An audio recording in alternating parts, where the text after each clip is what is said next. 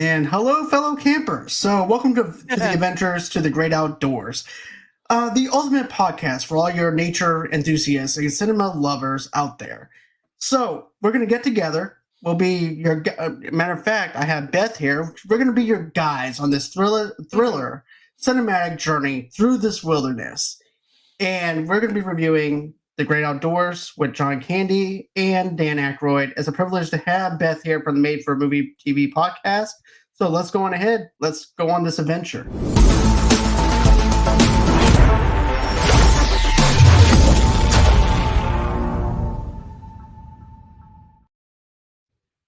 Hey, Beth, welcome to the show. Hi, John. Thanks for having me again. You're welcome. And I can actually talk this time. I don't have laryngitis anymore. No, so. you were a little squeaky last time we talked. Exactly. I wasn't able to do my... Right. Right. Now that you can talk, though, can you say, like, Potawatomi Minimac?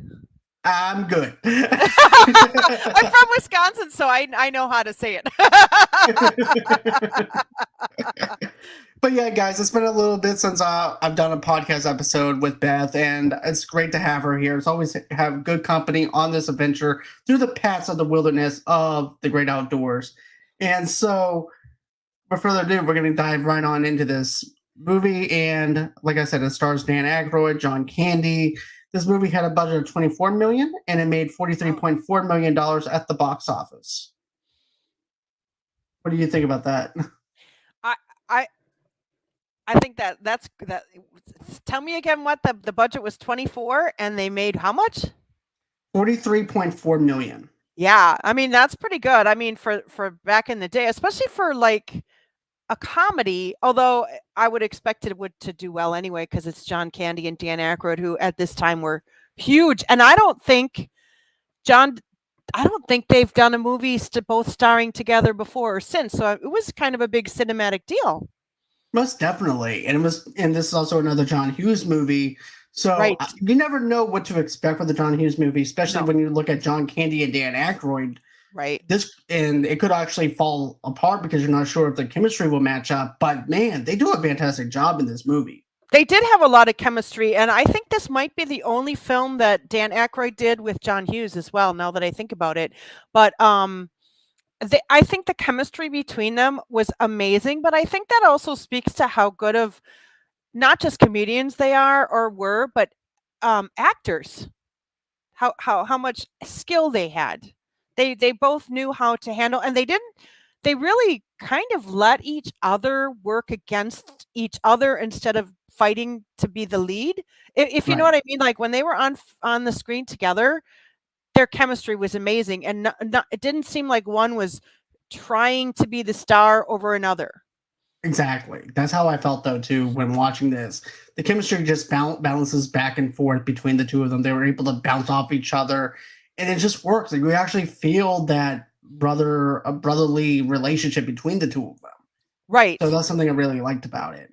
Yeah, and they seem to, I mean, it was very classic 80s in the sense that there's always kind of like in a comedy, kind of the bad guy, which obviously is Dan Aykroyd's character. But in the end, they ended up being friends and they sort of understood each other. But I think John Candy's character, he just had a really big heart. And I love that. I mean, his characters always did. And that's what I loved about John Candy so much is that his characters, you just really navigated to them. Yeah, you can definitely gravitate towards them because of how charismatic his characters are. He has a big heart, but he's also clumsy at the same time as well. So, yeah, that's something that I really like. And he's also very relatable, though, too. You can actually relate to these characters in this movie. If you're a kid, you're going to relate to the kid characters. But now as an adult looking through the adult lenses, you can actually relate to Chet and also John Candy's character, too. So that's something that I really like, though. Brandy says that she loves this movie. She also finds this movie hilarious, and she says hi to you. Hi, Brandy. So going into this, so basically we have Chet Ripley, his wife Connie, and their two sons Buckley, Buck, and Ben are spending a week vacationing at Wally and Janita's Perks Pine Lodge Resort in Picturesque, Wisconsin, believe it or not, for the summer. Right. So they're driving, they're singing yakety yak. You actually feel the summer coming off them, the summer wind blowing in their hair. And they go to this they finally arrive at the cabins. And my favorite thing is they go and check in, right? And then Chet rings the doorbell. He goes, and well, at first you don't see anything, you don't see a doorbell, and then all of a sudden you see this horn. It says "Blow me." It's such a Don Hughes silly joke. It really is. And then Chet's like, well, should I do it? And his wife's like, I don't know. It says to blow me, so I guess. So he blows the horn. The dog comes up. It has this kind of Cujo kind of horror aspect to it because they weren't expecting the dog. A little bit of jump scares. And then the hotel clerk comes in.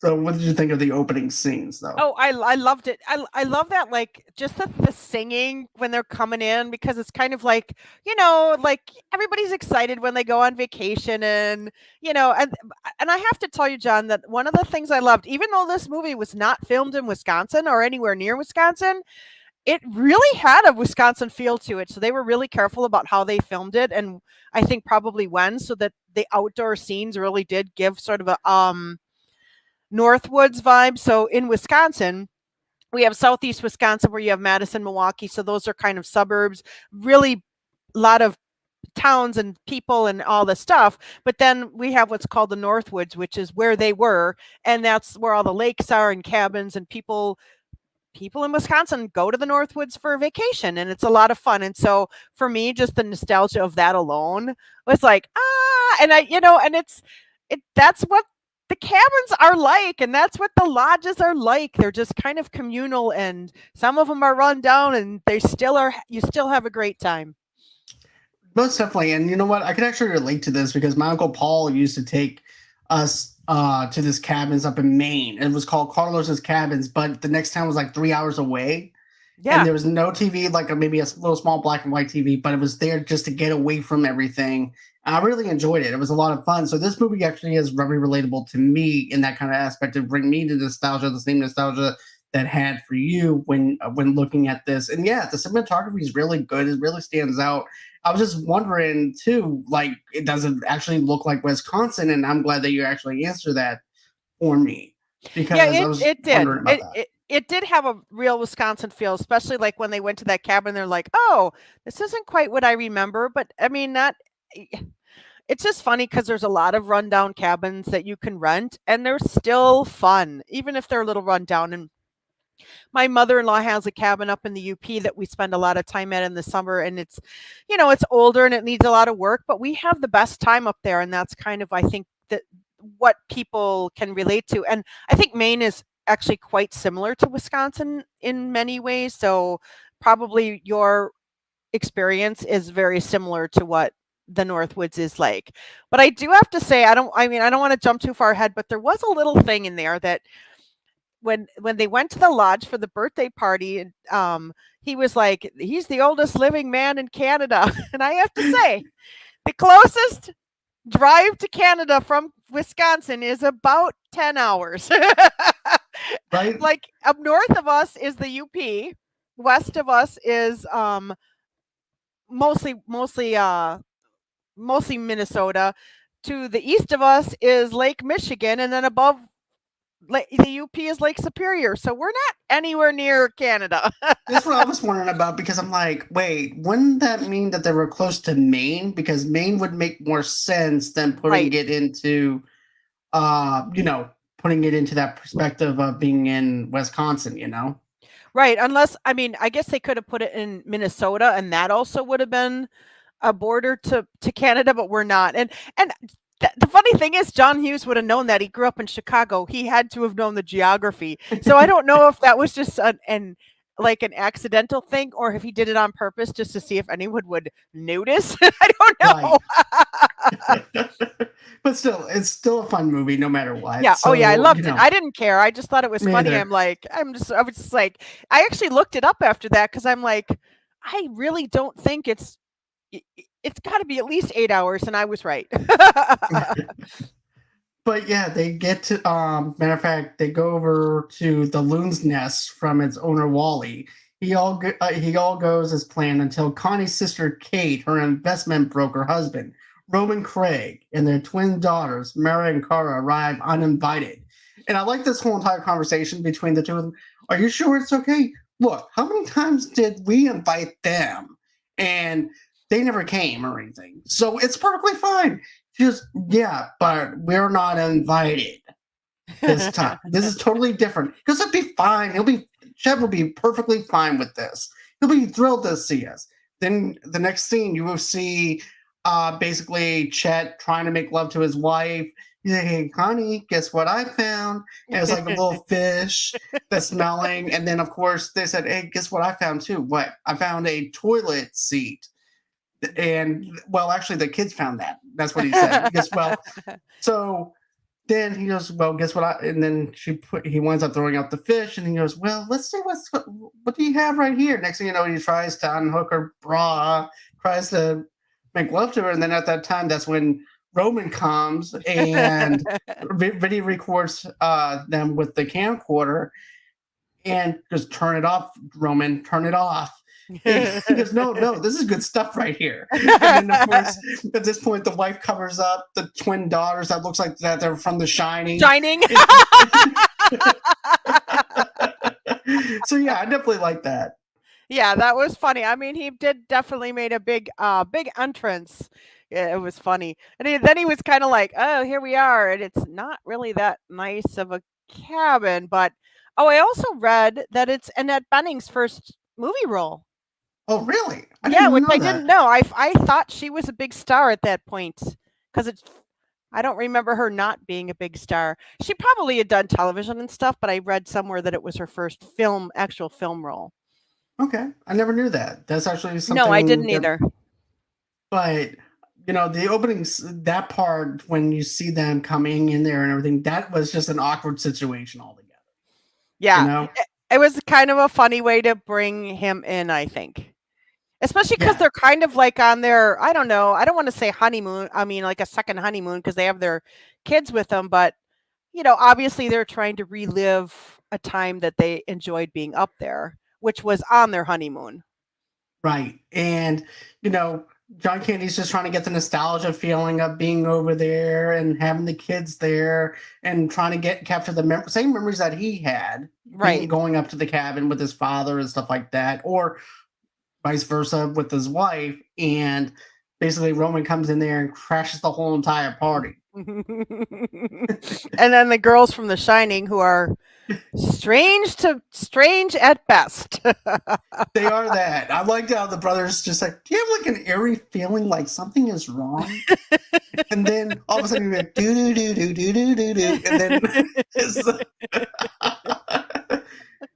and then after that happens, we wind up seeing this whole entire thing play out where now you have Chet and him talking back and forth about, he's basically, Roman is into the stock market, stuff like that, and investments. And Chet is pretty much like laid back, chill kind of guy that's family, just a family oriented person. And while Roman is basically this rich guy, comes off as a rich person coming up as a stockbroker, and then you have this back and forth conversation about the fact that Chet wants to go ahead and put hot dogs on the grill and hamburgers. He goes, "Wait, you're gonna do what?" He goes, "You know what they're made out of, right? What? Lips and assholes."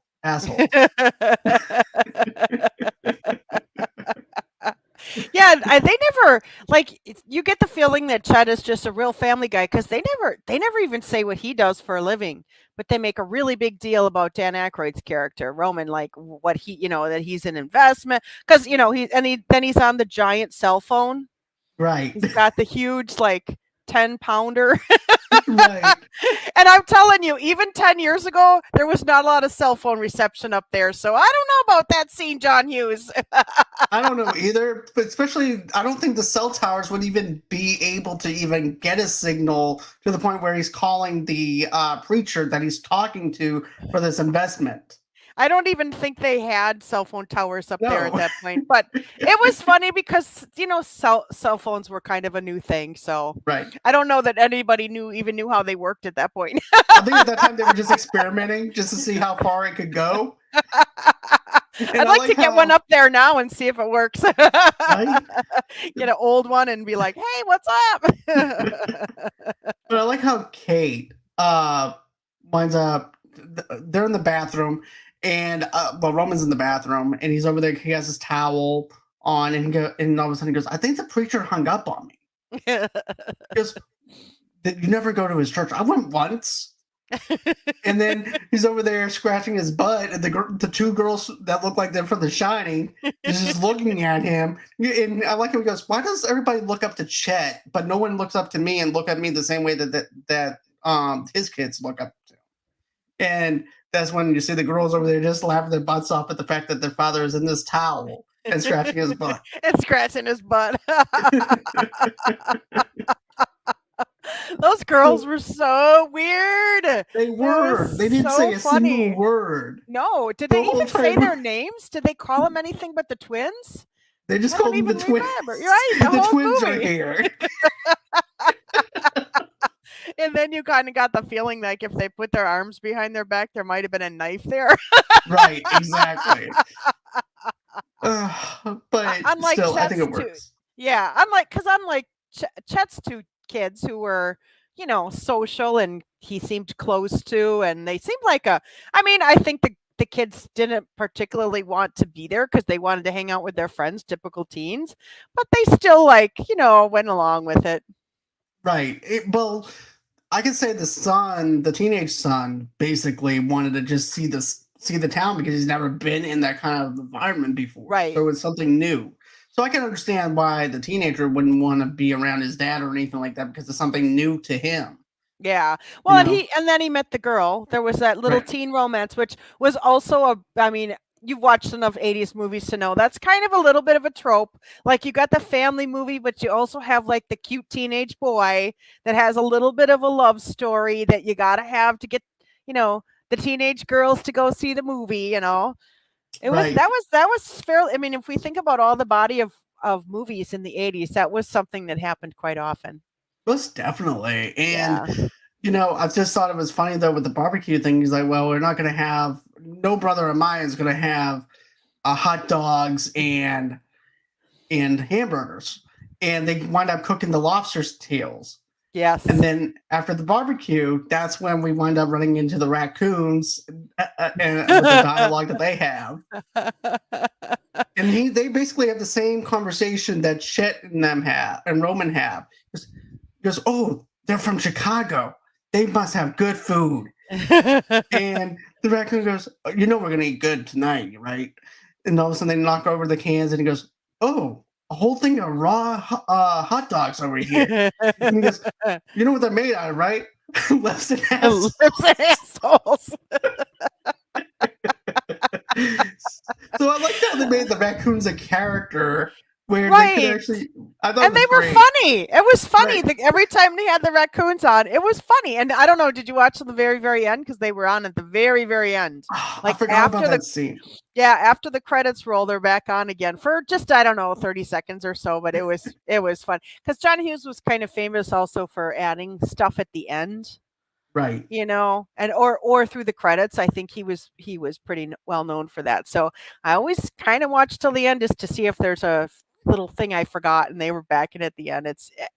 They're just so funny, and then they put the brick on, and they're like, oh, they put a brick, ha ha ha, boom, over it goes. How But we clever of gotta them. we've got to talk about the bear.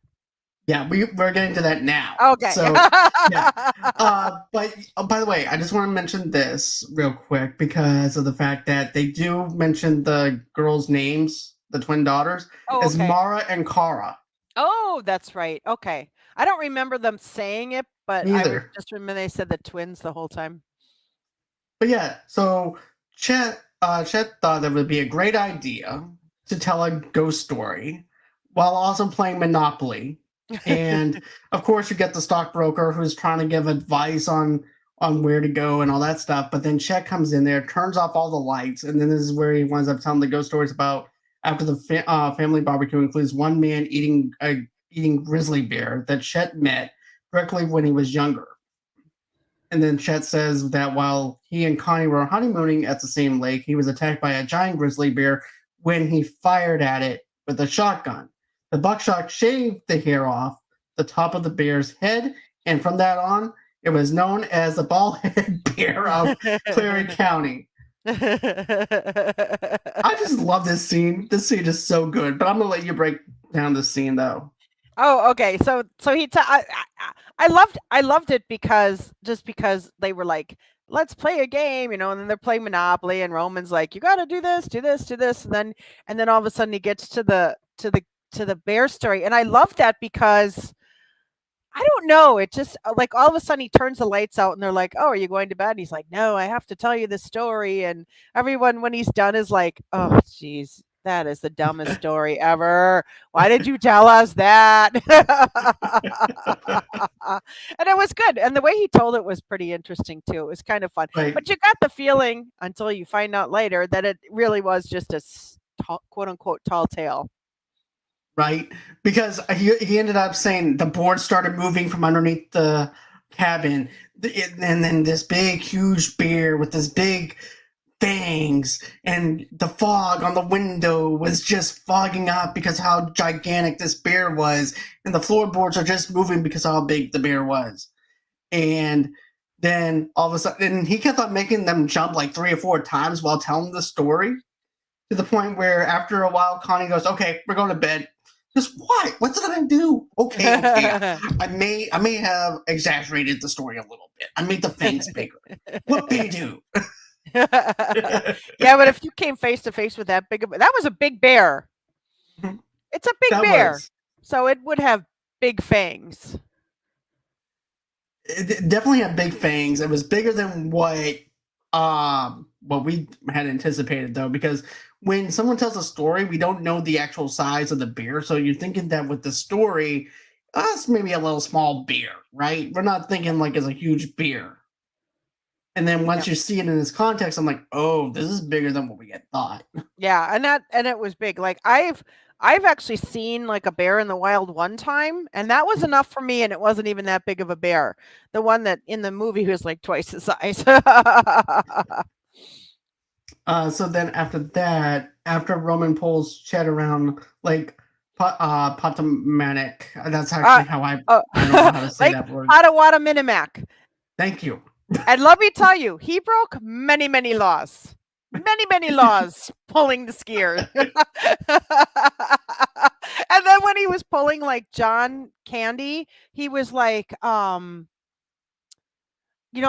is like trying to tell him to stop, and they think he's telling him to go because he's giving the signal to go faster. So they're like, oh, go faster. And he's like, ah! I mean, he could have let go. But I mean, wouldn't have been as funny if he wasn't like being dragged around this lake and, oh, he dropped the ski, look at him go. But it just was so funny because, he's like going between boats and almost hitting people, and yeah, many lost. He would have been in big trouble. Yes, he would have. Let me say goodnight to my son real quick. Good night, Aaron. I hope you have a good night, okay, buddy? I love you.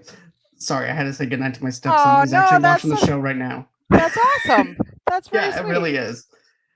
So you're right, though. He would definitely be breaking a lot of laws here, especially whenever he gives him and he's over there trying to teach his son how to water ski, right? Right. And then of course you have Roman, who buys this huge jet boat. And all Chet wanted to do was buy this little small boat. They could barbecue on, just relax. Little fishing. Right, a little fishing. It's going to be fun. It's good for the kids and everything. That's all we're going to do. And he looks over at his son and goes, we're just going to go ahead and do that, right? It's like, jet boat, Dad. Jet boat, Dad. Looks over, yeah. Then there's the other son. He looks at so we're going to do this, right? Just you and me doing barbecuing, But what do you think? Jet boat, Dad. Jet boat, Dad. So And so this is my favorite thing though too. So he's teaching him how to water ski, the youngest son, because the oldest son wants to go off on his own adventure and look around the town. And so, anyways, you see this part where he's like, well, you just gotta go on ahead, lean back a little bit, you know. And then Roman and them are thinking that, what are they doing? Dancing? What's going on over here? Because the engine to the boat is actually running. And then he's like, you just gotta lean back. Oh, you're in danger. What do you do? He goes, I don't know. Just let go of it. Okay. So and then of course Roman's in a rush to get this thing going. So he gives him so basically he goes, hey, you're okay over there? So next thing you know he gives him the thumbs up, points to his kid, and then he starts waving. He goes, oh, he's going, okay. Next thing you know, it takes him all the way around the lake, which is hilarious. It's so funny. And then John Candy winds up losing the jet ski. Losing the ski itself, not jet ski, but just a ski. And I just thought it was hilarious about how he was dragged across the whole entire lake. Next thing you know, you have people cheering for him. He's like, yeah. The next thing you know, he winds up going back, basically just tired out and just goes back into the lake. Yeah, it's so funny. It's so funny. The way they film it is just so funny. And it's just like, he's like, whoa, and they're like, what's he doing? Go faster. So they do. And at this point, Chet has had it. He had it with Roman. He had it with this trip. All he wanted was a simple vacation, not something extravagant, not something big. But Roman always has to do something big, and I'll do Chet every single time. So we wind up having Chet. He winds up getting his drawer out and with his stuff. And Connie comes in there and goes, what are you doing? He goes, I'm leaving. I had enough. I had enough of this, Connie. I had enough of this. I had enough of Roman. I had enough of him. Look what he's doing to our kids. All I wanted was a simple trip. He turned it into this. No, I'm leaving. He goes, so you're just going to leave the kids here and me and everyone else? He goes, you know what? Damn it. Now I'm stuck here. Now I'm stuck doing this now. Yeah, now he's in it. And he's ready to leave, and he doesn't want to stay anymore because he's mad at Roman, because Roman is kind of being a jerk. A douchebag. Yeah. I think he always is, which is why they don't spend a lot of time together.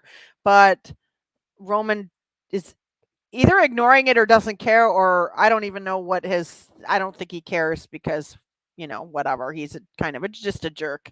I think Roman kind of feels like everybody wants to be around him, when Chet does not want to be around him at all. So, but I also think he doesn't want to upset his wife because it's, that's her family. So.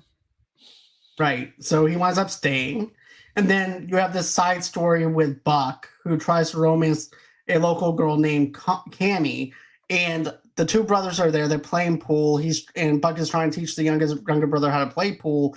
Then the pool stick accidentally goes in between Cammy's legs. And then, of course, Cammy winds up calling him a ball bag. And then that causes Buck to run out to try to apologize to Cammy for what happened. It was just an accident. And that's when the next day you wind up having that whole entire birthday party for the old man that you mentioned. And then he goes, and then they go to the party, and then they go let's get a picture with him. And it turns out that he died on the drive over. I like how Chet's like, you know what, girls, give him a little kiss. Give the man a little kiss. Pulls a weekend at Bernie's. Okay. Falls over. What's wrong with him? He died. He died on the drive over. Because you're a sick person. It was an 8-hour drive, Don. Just kidding.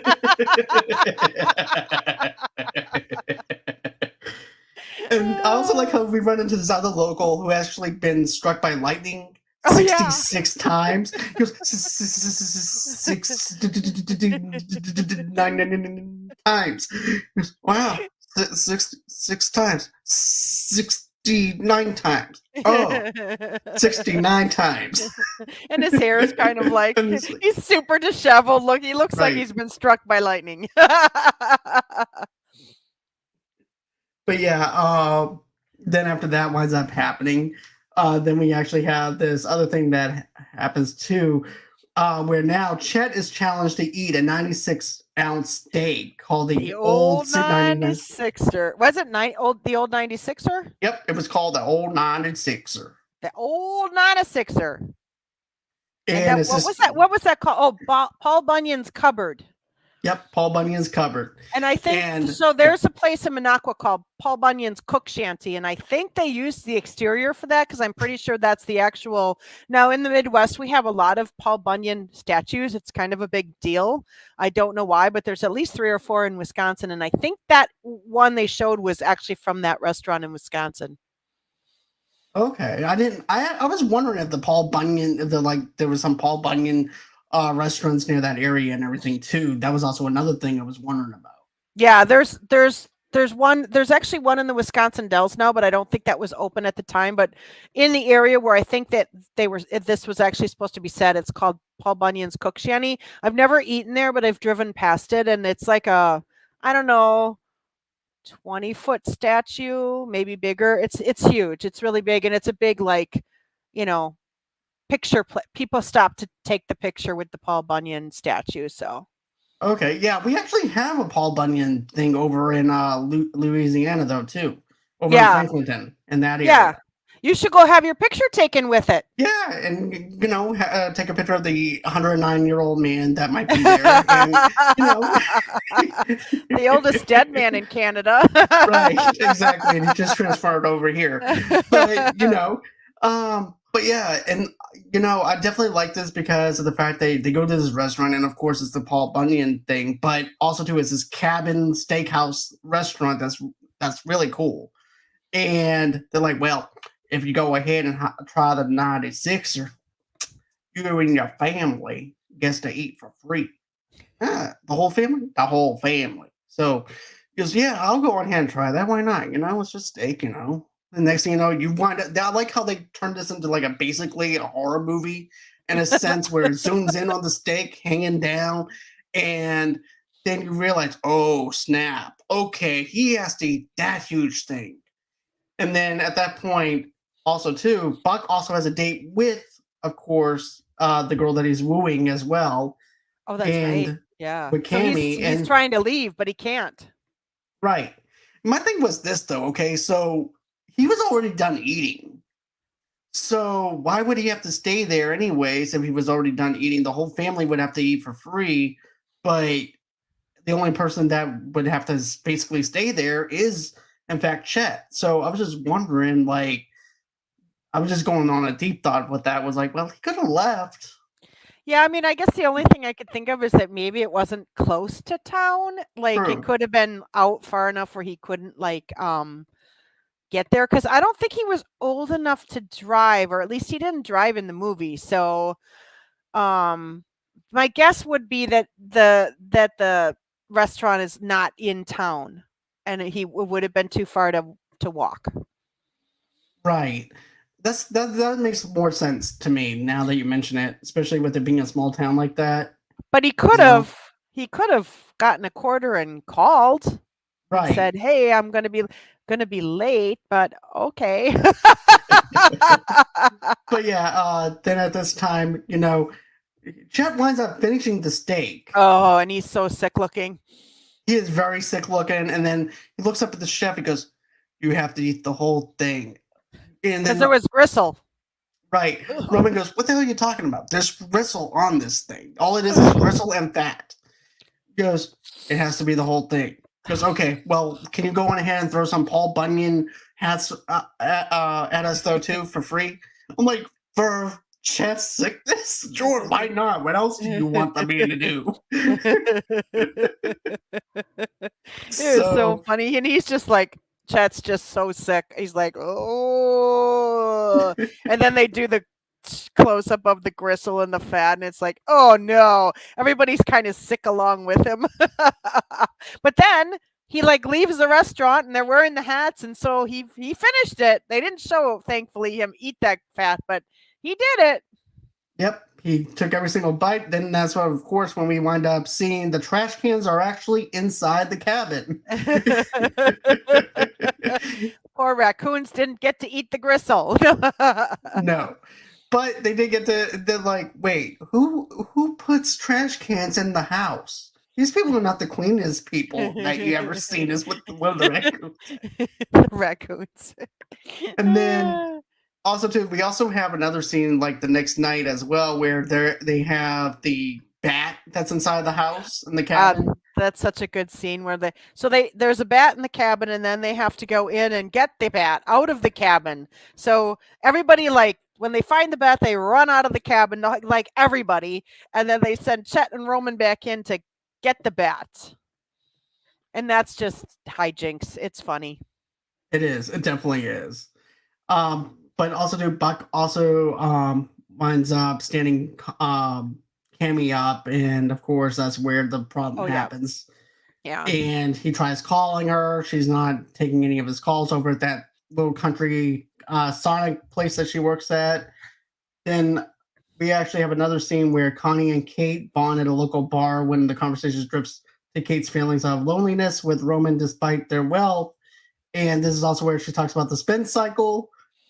And and I like how Connie goes, well, that works. Just, yeah, it works. So we have a little bit of a side plot on it, a little bit more of an insight into their into the background, which is something I do appreciate, the little small nugget of that with that. Yeah. I mean, it's not a lot, but I don't think you need a lot. Just based on kind of their personalities, you kind of have an idea of what of them. But then you find out that, like, you know, she's just not that happy because I guess being rich is lonely, John. I don't know. I mean, I'd like to find that out. I'll find out and let you know someday. Okay. So later, just the peak of tension between families, Roman tells of the time at his and Kate's wedding when he overheard a conversation between Chet and their father-in-law describing how they think Roman is a crooked businessman. Roman then tells Chet why he came up to visit, to offer the Chet a $25,000 investment opportunity, feeling guilty from the wedding story. Chet is intensely reluctant, but eventually agrees to write Roman a check for the whole amount. So I thought, yeah. And I like how big of a heart Chet has, because he's like, wow, okay, so you really had my back. So of course I'm gonna do this for you. You're my brother. I'm gonna do this investment. And you know, he winds up giving him the investment money, and of course, you know, we wind up finding out that he was just trying to hustle out of $20,000 because he found another investment that was on the table, that Roman had on the table. And so the family says their goodbyes, and Roman and his family head back to Chicago. On the car ride home, Kate praises Roman for including Chet in the investment. She's actually believing him. Yeah. Not noting that the $25,000 is a lot of money for Chet's family to be part of with. Not feeling guilty himself, Roman halts the car and returns to the cabin. But also, too, if it wasn't for Kate saying, wow, that could have been Buck's college fund or the other son's college fund money. Wow, that was money big of Chet just to give us $20,000. And then there was that moment of guilt where Roman was like, you know what? I need to go back. I made a big mistake. If it wasn't for Kate doing that, he would have been headed back over to Chicago. Yeah. And it's a little surprising that actually did make him feel bad, because he really kind of was such a jerk that you almost wonder if, like, he really would have felt bad. But so they ended up going back, and then he's kind of like, well, hey, I hustled you. And that kind of upset Chet, obviously, because Chet really thought he said he had a lot to drink tonight, and he didn't remember it. So he really thought he said that. And when he came back and said, I didn't say it, that upset Chet a lot. And so he was like, I don't even want to talk to you, anymore. And at that point, though, we have that big, huge thunderstorm that happens. So now they're stuck with each other again. Right. And we also have to say that we know the thunderstorm's coming because lightning guy goes running. Goes running. He's like, oh no! Goes running for shelter. And it makes 70 times that he got struck by lightning now. I was so which I thought was funny. hilarious. That was so funny. Oh. I like that bit though. It could have been where it was like too much on the nose, but just a little small, simplistic Yeah. scene like that was just perfect. Yeah. John Hughes was really a master of like knowing how much of a story to give to the movie. You know what I mean? Like he did just Right. enough with that lightning guy that it was funny, but it wasn't overdone at all in any way. In fact, if anything, it could have been a little more done. But it was Right. it was that moment was just laugh out loud funny. Definitely. Most definitely. Um, so after this, during a thunderstorm, Kate discovers the twins have gone missing. Chet and Robin Oh. find them at the bottom of an old mine shaft, but the claustrophobic Roman is afraid to descend into the tiny space. After some encouragement from Chet, Roman reluctantly climbs down to the mine, while Chet searches for rope to pull them out. Upon realizing the mine is stocked with old dynamite, Roman takes his daughters and escapes the shaft on his own. So Yeah, and it's a kind of a long scene too, and it's kind of a dark scene, so it's you got to really watch it kind of carefully. Um, but I think it's still a good scene. I mean, it obviously strays from being a comedy to a little bit of a drama at this point because it's not super funny, but it kind of is, I guess, when he finds the dynamite or when they find out the dynamite's down there. But now we find out that Chet's kind of the hero, but then Roman kind of steps up. So it is kind of nice that it's kind of that moment in the movie where Roman is finally stepping up. right, as a father figure for his Right. daughters and being Right. the hero in their lives. So I thought Yes. that was his great character arc. Right. Especially because I guess we didn't really talk about, and we don't really need to go in depth, but Roman is really like he talks to his kids, the twins, as if they're little tiny adults. He doesn't talk to them like they're children, which is probably why they're kind of weird. So this is kind of a point where I think he started to feel some fatherly emotion towards his kids, like because they're in peril and they need to go save them. Right. That's like whenever Chet's trying to talk to his kids and try to calm them down after the ghost story, which we didn't talk about that. But Yeah. Chet winds up trying to calm his kids That's right. down. He's like, "Look, I was just trying to tell you a story that was based on what happened with me, and try to, just give you a little story to go with. I didn't mean to scare you. I'm sorry." Then you see Chet. Oh no. Then you see Roman, and he's trying to compete with Chet. So he goes over to the twins' bedroom and he goes, "Hey, I just want to let you know anything that your Uncle Chet said and everything was just a make believe story." And he could have just left it at that, but no. Then he winds up telling him that a more gruesome story. And then he's like, "Okay, girls, buck up." And then he like leaves. Right.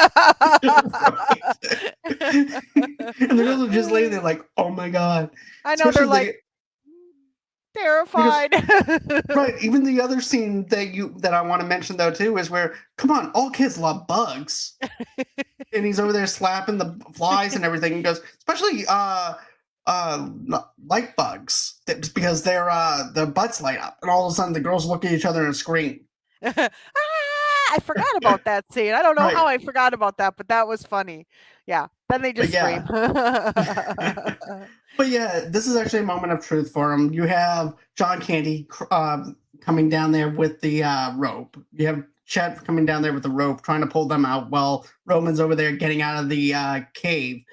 And so he leaves. Chet comes over, he goes, "Hey, I got the rope now. Just grab onto the rope." And at that point, the bear is down there. The bear with no hair on top of his You head. see this like reverse mohawk on the bear, and it's so funny. It just adds such levity to that moment because it's like it's kind of suspenseful and tense because you're like, oh no, who's gonna save who? Is everyone? I mean, it's a comedy, we know it's gonna be okay, but it's good storytelling. And then all of a sudden, this bear shows up. And he pulls him out of the mine shaft, and he goes, "Bear, big bear," and starts running all the way back to the cabin while the bear is chasing him. Then Connie and Kate are over there cooking goes, "Oh, good. We're cooking your favorite meal." And he's like Bugs Bunny at this point. He has his arms in the back of where the doors. Big Bear, Big Bear, Big Bear chasing. Big Bear. Oh, he's playing charades. Big Bear, Big Bear, Big Bear. Oh yeah, big. Okay, no problem. He goes, Big Bear chasing. Boom! There goes the door. It's so funny. It's just like just thinking about it is so funny because they're like, oh, having this great time cooking, and they're like, oh, he Right. wants to play charades. It's Bear. Bear. And then the bear's on top of the door, just bouncing the door on top of Chet while this is happening because he actually knocked the door off the hinges. And then the bear goes on ahead, starts chasing after the Connie and Kate and the rest of the kids. Then you see, you wind up seeing Chet put the hinge back on the door again. And at that point and everything, he's over there still trying to tell him that there's a big bear because he's still in shock. And then here comes Wally with the gun with the lamp on it. And Wally plugs in the lamp with the shotgun with the lamp. And just like, let me have it. And he aims the shotgun, and of course it winds up he winds up shooting it, and then of course it winds up shedding a piece of the hair off the bear's ass. So therefore, Yes. you can say the bear is now bare ass.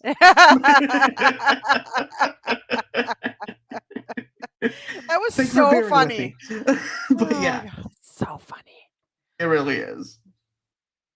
But I thought the scene really works. I really think that it still holds up. It still tickles my funny bone every single time I see it, especially with the ass cheeks. Yeah, the whole movie really held up well, I think, for in the test of time. And we've talked about this because we've done a bunch of John Hughes movies, and some of them there's some problematic stuff going on. There's no doubt about that. This one is not. This one, from beginning to end, is just kind of good 80s family comedy.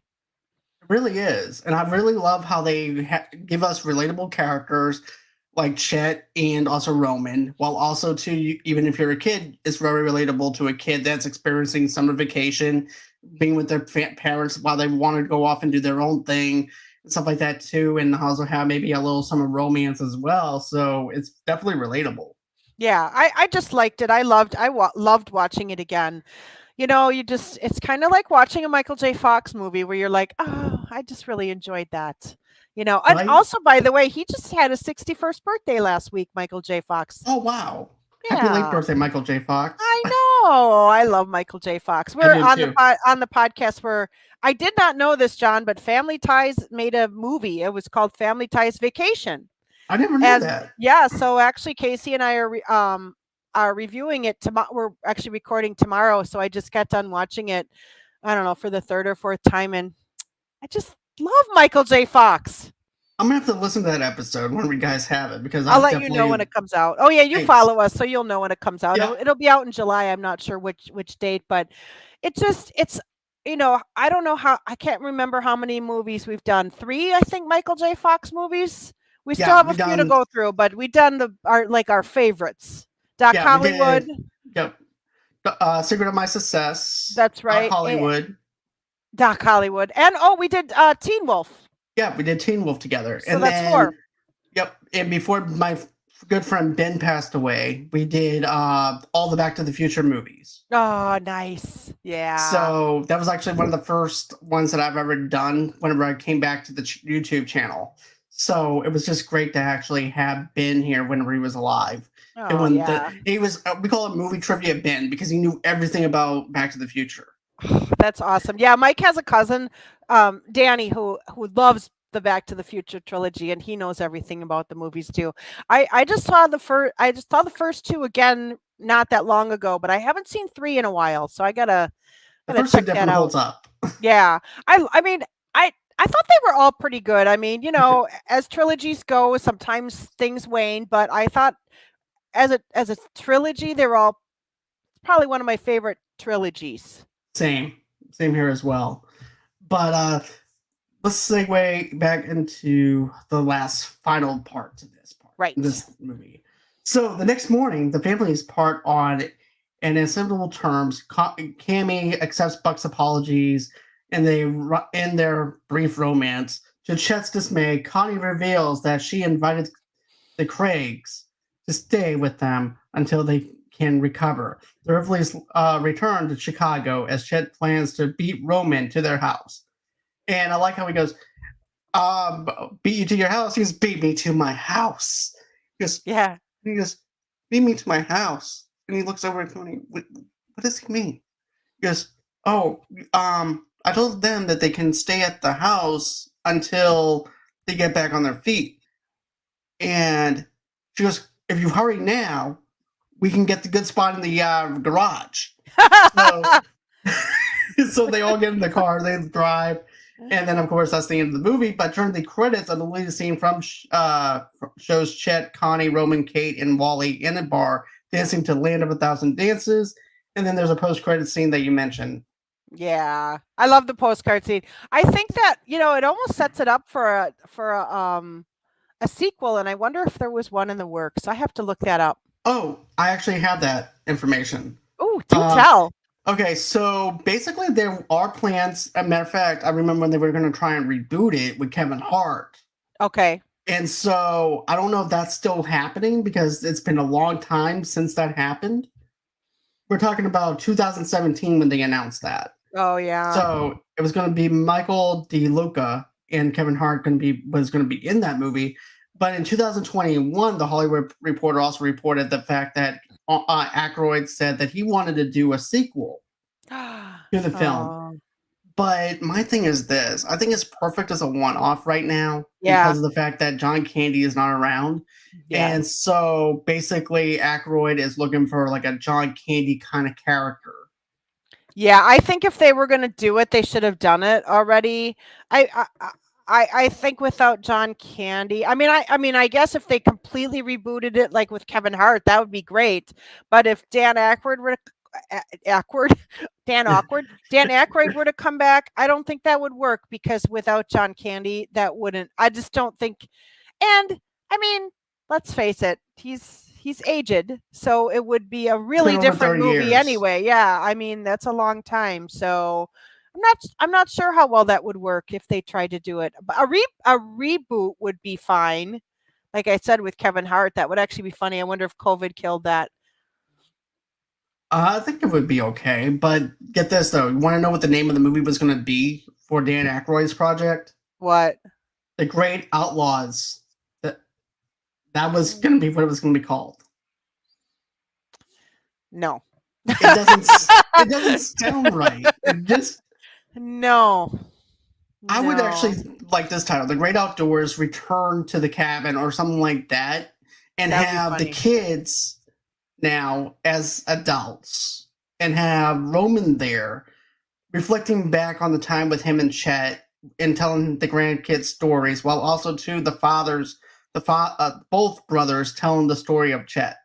I think that's a great idea. That I like. Because but I don't think of it like this. You can hit on the nostalgia factor while also not hitting it over our heads and let it be its own thing and do it that way. Yeah, you have a new movie with the recurring characters. Right. Yeah, I mean, I think that is actually a really good idea, John. If they were going to do it, that would be the way to do it, I would think. But I mean, I don't think that Dan Aykroyd should necessarily be the star. No, he needs to be the co-star. Yeah, let the kids, now the cousins with their families. That'd be kind of funny, especially if the twins each had twins or something weird. I'm all for that. To be honest, I think that'd be funny. I mean, I don't know how often that happens, but I mean, you can do whatever you want, and it's your story. Right? Dan Aykroyd, call me up, and I'll hit you up on Twitter or whatever. Hit me up, and I'll give you this pitch for the movie. Right on. It's a good movie, John. They need to make it. They really do. So that's it as far as the show goes. But Beth, my question is for you. Where can everybody follow you at and all that stuff? Oh, where is it? You can give the hashtag a goog. MF TV MC Podcast. You'll find us. Just Google it. Made for TV Movie Club Podcast. We're on Instagram, Twitter, Facebook. We got a web page, and I'm actually going to start a blog about the 80s, which I've already nice. I've written several articles. I just haven't posted them yet. So we're going to kind of kick that up on the website soon. So okay, and then you can always find me here on your show. Okay, because we talked about it. We're going to do another movie this summer. At least one more, because we talked about one earlier, and then I really want to talk about now I can't think of the name of it with Val Kilmer. Is it The Saint or no, the one with the comedy where he's in college, he plays the grad student. Now I can't think of the name of it. I can't think of that one. I know, because now I got Top Secret in my head, and that's not it. But at any rate, we're gonna do that one too. I want to talk about, because it was a great movie, and I actually saw it on, I don't know, it's streaming recently, so I'm like, yeah, we got to talk about that one. Yeah, we're going to be doing Michael Keaton's Night Shift. Yeah, I can't wait. We're going to be doing that sometime in the summertime, and I can't wait to dive into that film. I definitely love that film. Yeah. Speaking of diving into summer movies, you guys voted for this movie. And so, with that being said, because you guys voted, we're going to be reviewing The Sandlot on July 5th. At 8 o'clock Central Time, 9 o'clock Eastern Time. I'm going to have my good childhood friend Kyle joining me for this one, and another good friend of mine, from Anthony from ACS Universe off of YouTube. He's joined me for the RoboCop review, the Last of Us review, stuff like that. So go on ahead, follow him over there at ACS Universe. I also have the Black Power Rangers coming on tomorrow. These comedians are just fantastic at what they do. You guys can go on ahead and go on ahead and give them a follow at the links that you see in the descriptions on the next show tomorrow night at 8 o'clock Central Time, 9 o'clock Eastern Time. We will be reviewing the 1995's Power Ranger movie, and then 30 minutes after that, we're going to be doing the interview. So that's everything that you guys need to know as far as the things that are happening here at Movie Lovers Unite. Beth, it's always an honor and a privilege to have you on here. Thank you so much for doing this review of The Great Outdoors. You're very welcome. It. Thank you. Anytime. And always, until next time, guys, stay awesome. Bye-bye.